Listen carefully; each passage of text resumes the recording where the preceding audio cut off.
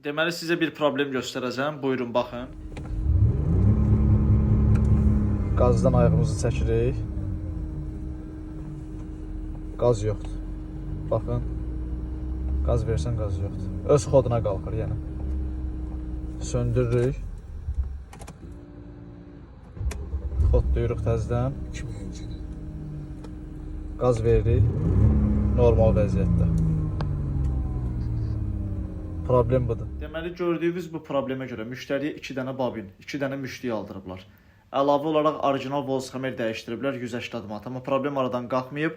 Son olaraq müştəriyə bildirilib ki, problem benzin nasosdadır, benzin nasos dəyişmək lazımdır. Amma müştəri benzin nasos dəyişməmişdən qabaq bizə yaxınlaşdı. Problemi harda və necə düzəltmişik sizlərlə ətraflı paylaşıram. Əgər sizin maşında da belə bir problem olarsa, özünüz dəyişərək və yaxud da ki, işinə əmin olduğunuz ustaya müraciət edərək bu problemi aradan qaldıra bilərsiniz. Göstərdiyim problemin səbəbi bu elektron qaz pedaldadır. Dəyişilib, ölüxanadan başqa biri ilə əvəz olunacaq, o problem aradan qalxacaq.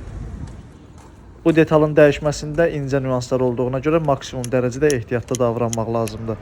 Yekunda işin nəticəsini sizə göstərirəm. Qaz veririk. Gözləyirik.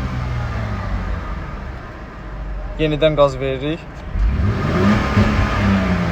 Gördüyünüz kimi qaz itmə problemi aradan qalxıb, xeyirli uğurlu olsun.